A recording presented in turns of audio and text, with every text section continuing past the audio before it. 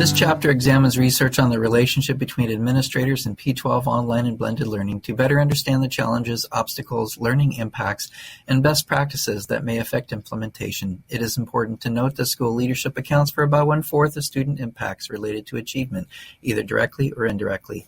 Additionally, successful school policy making and improvement efforts are directly related to properly informed actions of school leadership. The focus of most peer-reviewed research on this subject relates to online preparation of school principals and superintendents for work in brick-and-mortar schools. Like many fields, there has been significant debate over the last decade about whether online learning environments were even suitable for preparation of principals and superintendents.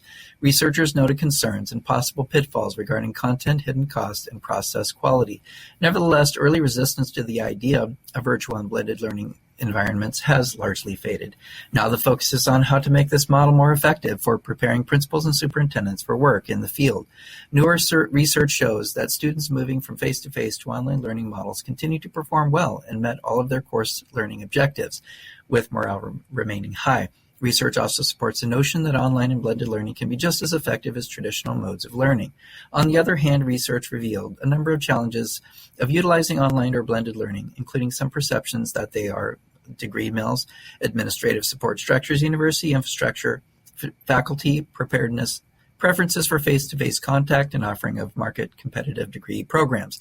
Some of these challenges present a real dilemma to schools as they plan the implementation of online and blended learning programs. There are a limited number of scholarly articles that explore preparation and practices of virtual school leaders. Given the limited number, they do not represent a perfect picture of ideal virtual school leadership. Nevertheless, there is enough material present to provide important insights for consideration and possible implementation. One important researcher noted 6 principles that should help guide the work of virtual school leaders at the inception stage. First, building consensus. Second, defining roles and responsibilities. Third, assessing needs and obtaining resources. Fourth, collaboration and teamwork. Fifth, external constraints management. And sixth, a time efficiency process. Due to the growing demand for online and blended learning opportunities, it is a good idea for administrators, even of non-virtual schools, to gain exposure to and knowledge of online and blended learning. Leaders with familiarity with various online learning environments will be better able to influence stakeholders to consider adding virtual learning opportunities. Recommendations. Administrators transitioning to virtual leadership roles should consult with other administrators with experience leading virtual schooling models.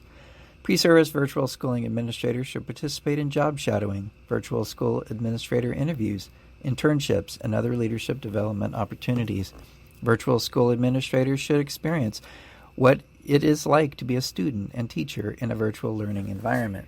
Given the rapid growth of the virtual schooling model, it is important for school districts to seriously consider virtual schooling options or risk a disconnect with the needs and realities of most modern schools.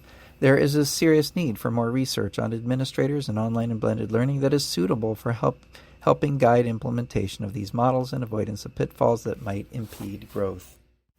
In this video, we noted that most peer-reviewed scholarly research has been focused on online preparation of school principals and superintendents for working in brick-and-mortar schools.